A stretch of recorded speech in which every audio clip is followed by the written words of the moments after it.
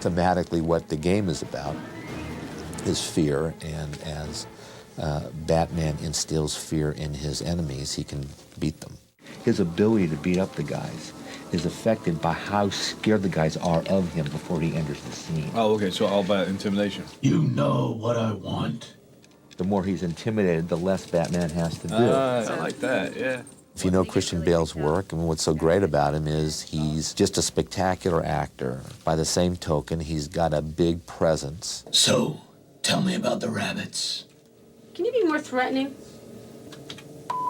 Tell me about the rabbits. You want Bruce Wayne as Bruce Wayne, and you want Bruce Wayne as Batman to also have a big presence.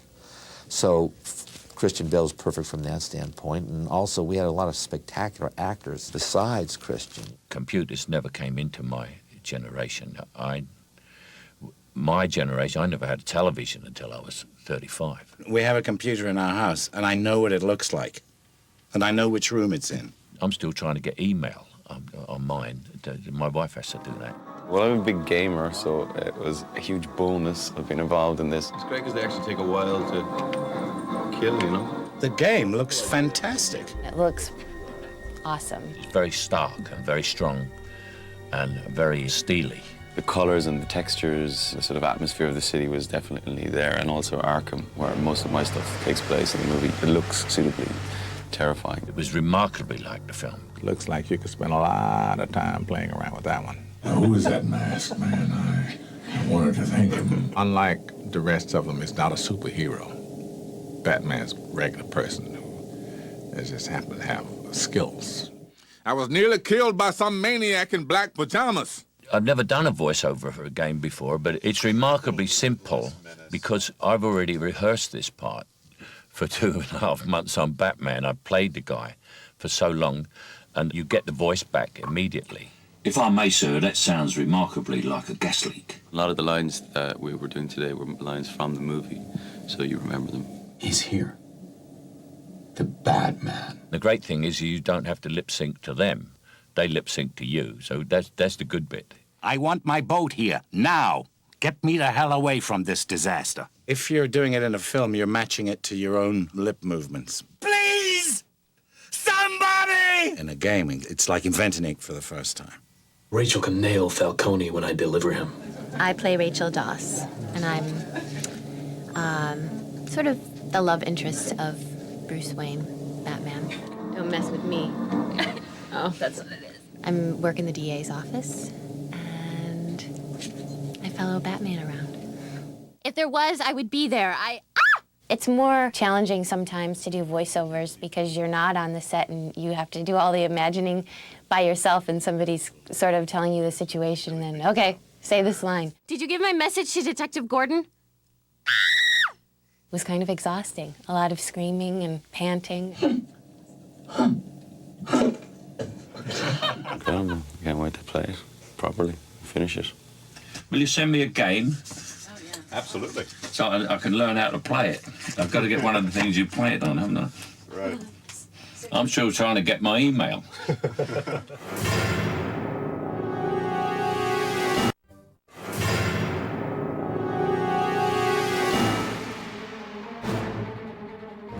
The role of DC in a project like this is to connect the video game team with their creative imagination, with the movie team, and with the rich history of the character. My interaction with the game designers has been a great collaboration. We've spent many hours with them coming to visit us to talk about what the film is and what the game will be. I think one of the key things that we were able to supply the game creators was access to every department head. Hello, how are you? Good to see you. You too. The game designers spent a long time on set with Wally Pfister, our DP, and with Nathan Crowley, our production designer. They were able to see the designs, they were able to see the progress to production. Gosh, that is brilliant. It's good, isn't it? That is just brilliant, isn't it? So we couldn't have done that without the stuff that you gave us. exactly So they build it off of those things. And it does look similar to what we've been It really does. Yeah. No, it really does. Well, that's good. The game recreates the look of the film very, very well. When it dealt with the backgrounds and the locations, the set design, and worked with Nathan Crawley. I'm responsible for the entire look of the film, from sets to choosing locations with the director, to designing the Batmobile, all the design elements. The mood of the game seems to reflect what we're doing on the movie itself. The lighting of the interior environments and the sky and the look of the sets. The folks are very respectful to the color palette as well, which makes a big difference to us as filmmakers. We wanted to make sure that the two worked hand in hand, and that experience has worked well. The game is getting closer and closer to what we've designed. I'm amazed at how much the technology allows the video game to capture as rich a feeling as film does. I was amazed when I first saw bits of the game and how incredible the animation is and the movement of the Batman character. And it seems that that's been very respectful to what Paul Jennings has done in the fights he's designed in this film. The game designers spent a long time talking to our stunt coordinator, Paul Jennings, in an attempt to sort of mirror the Batman's fighting style. In terms of the actual combat and the fighting moves and the finishing moves that Batman uses in the game, they're very similar to what we use in the film. The difference is that in order for Batman to cover distances in the game between characters he's fighting, we've got more gymnastic elements and more kicking movement in order for him to be able to reach his opponents quickly. When Batman's in a situation, if he can headbutt someone, that's what he'll do. No, I'm a hell of a lot worse. If he can elbow someone, that's what he'll do. He'll nail the guy. Almost every element of the game is drawn from the film, so we're really happy that the game looks as much like the film as it possibly could. You know, I think it's a really enjoyable game, and I can't wait to play it from beginning to end.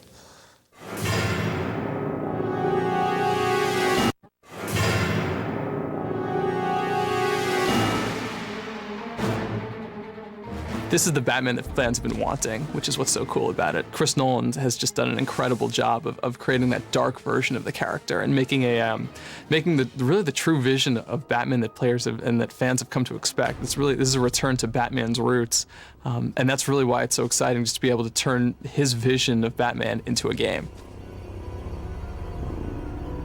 In the film, Batman always is using fear as a weapon against his enemies. He scares them, and when he scares them, he weakens them, and that's when he goes in for the takedown. If you could somehow find a way to integrate fear as a weapon into a video game, it would be an incredibly cool gameplay mechanic. There's a reason that no one's ever tried this before, and it's because it's incredibly complex, and the animation and art demands are huge.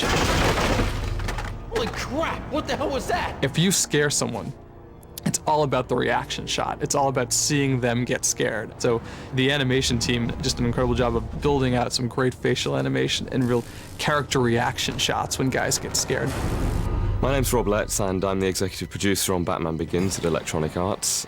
It's my job on the project to really coordinate all of the different teams to make sure everybody's coming together.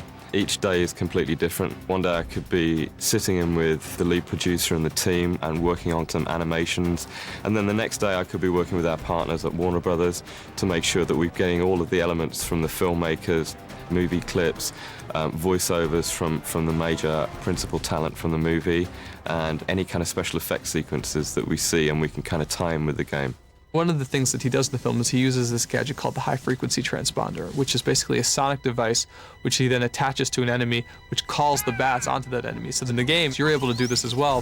When the enemy gets the bats stuck on him, he completely freaks out. His level of fear goes through the roof, and then he's basically extremely weakened at that point. When we look at gadgets for a video game, we really try and come up with gadgets that can be used system-wide and not just gadgets that are going to be one-off. We look for stuff that we can really build out throughout the whole game. I've put a data tap on the system. Like a machine hack tool that Batman can use to hack into machinery and then use that machinery for his advantage. The security cameras could come in handy. For all their CG shots in the film, they've been actually making LiDAR scans of things like the Batmobile, some of their sets. Once we get those scans in from the filmmakers, then we can actually use those to more closely match the sets that were built for the film. Ultimately, it's just going to make it more rewarding for the players, and when they see certain scenes in the movie, they'll be say, oh, okay, or they see a certain scene in the game, they'll make the connection, which is really cool. I'm a kind of massive Batman fan. a complete Batman geek and have been for many years. And I'm also like a really, really big fan of racing games. So for me, personally, the opportunity to kind of race the Batmobile through Gotham City at high speed at 150 miles an hour is just a dream come true.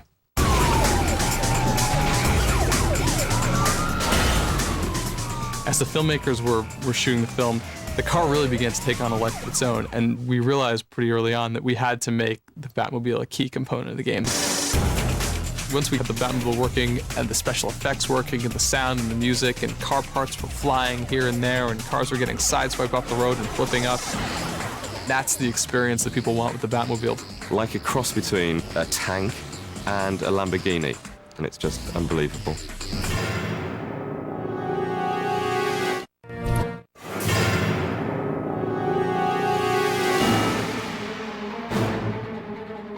I came to realize that I had been put in charge not of a fictional character, but of postmodern folklore.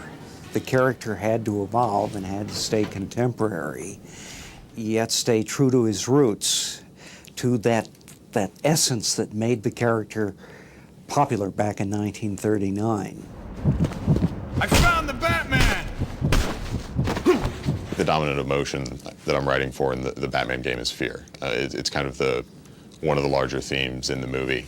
I feel like most video games are this combination of fear and rage.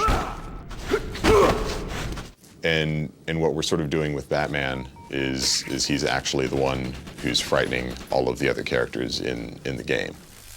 So I had a number of very pleasant afternoons going over JT's scripts with him, talking about the characters, talking about the interpretations, talking about the mechanics of video games. The game script is an expansion on the film script in a lot of ways of basically trying to turn plot points that were originally carried by dialogue into action. But the major beats of the movie are the same as the major beats of the game. I've been away from video games for a decade. It's a long way from Super Mario. It's like looking at a movie. Arkham Asylum, for example. I don't think we ever quite managed to get it that right in the comic books. My favorite part of working on the game was probably directing the voice actors, because we got so much of the cast from the movie. So I mean, just working with like Michael Caine and Christian Bale and Katie Holmes and all of these people, they would come into the session, and I felt like professional and fine, and like we could like start the session. You're the one, so this is after you taser the killer. Basically the killer turns around to fight Batman, and you pull out the taser and shock him from behind. And then by like the end of it, I just, that's awesome. And then the last thing, it's like completely became a geek through the course of the sessions. No, please. Don't let him hurt me. Michael Caine has such a distinctive approach to Alfred that I think is probably one of the stronger and more believable Alfreds. Like the things that he found in the Alfred character, I was really amazed with. He does think he's quite comical, so he laughs at his own little funny bits. Oh, yeah? Like there'll be no one left conscious for the past phase. Great. What he sort of brought to the dialogue, little tweaks here and there, and talking about what his character would actually do was kind of amazing. Let me do it another way, yeah? Let me see if this works. This is a very funny script that was written by an American. An American's idea of why an Englishman speaks is there's a line, make haste, which is very Shakespearean, but the butler would have just said, hurry up, sir. That's it.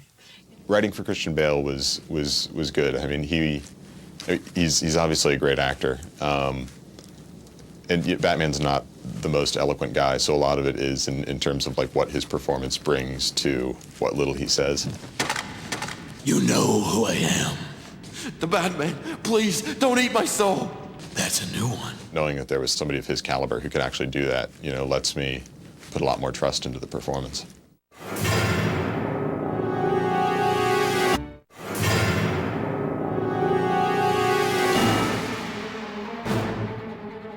One of the biggest challenges we had with Batman as a game was it wasn't enough to create a beautifully polished, fun game that follows the movie. We had to do something that players wanted to pick up the joystick and the controller over and over again. The look and the feel of the game is going to be more realistic, more gritty, And I think it would be most appealing of all the Batman's films and games that have come before. My role is to facilitate the relationship between the filmmakers and the game's creators and make sure the game's creators have access to all the film assets that they need. At the beginning of the production, we spent a lot of time showing the game to the filmmakers. We sat down with them and we got their vision of how the film was going to be so that we could translate it into the game. And throughout production, we've shown them the game as it's been created. The biggest contribution that they provide for us that's the most valuable is getting their take on the direction that they're going with the film. Because we want to make sure that we establish consistency, and we want to make sure that Batman Begins game continues to further that experience. We couldn't have made the game the way that we have without their help, because they just gave us total access to the sets, to every aspect of the production that we could ever imagine. The producers, Emma Thomas and Chuck Robin, fantastic in helping us. I mean, those guys were literally helping us treat this game like a mini movie. We've just received the blueprints from the sets, the costume designs, the weapon designs, test footage of the Batmobile being driven before it even had a body on it. Amazing stuff, really. This film has a really distinct feel, probably different from any Batman movie that there's been before, and I think it was essential to recreate that in the game, and I think that's really happened here. We want any notions players have had of the past Batman, good or bad, want to sort of put them to the side, start from scratch, and here you are. The new Batman is in your hands. Batman Begins is all about how Batman became Batman. And I think the audiences for both the Batman Begins game as well as the movie are going to have a different connection, more of a more real connection with the characters that are in the film, both good and bad. Product, we wanted to really capture the essence and the personality of Batman himself. You know who I am. The Batman. Please, don't eat my soul. That's something the fans demand of the film, and they demand that of the game. Batman lives in Gotham City. Gotham City is a dark city. It's a city that, although has a lot of hope, has a lot of crime in it. So the look and feel of Batman's Gotham is this crime-ridden city that needs to be cleaned up, that needs to have an Avenger. The Gotham in the film is very decaying, which is why Bruce Wayne wants to come back from his Playboy antics and save Gotham. It's really disgusting and full of trash and garbage at the bottom, and then as you work your way up higher and higher, it gets more elegant and nicer because the rich people live up at the top and the poor people live at the bottom. It's kind of a metaphor. The game is pretty vertical.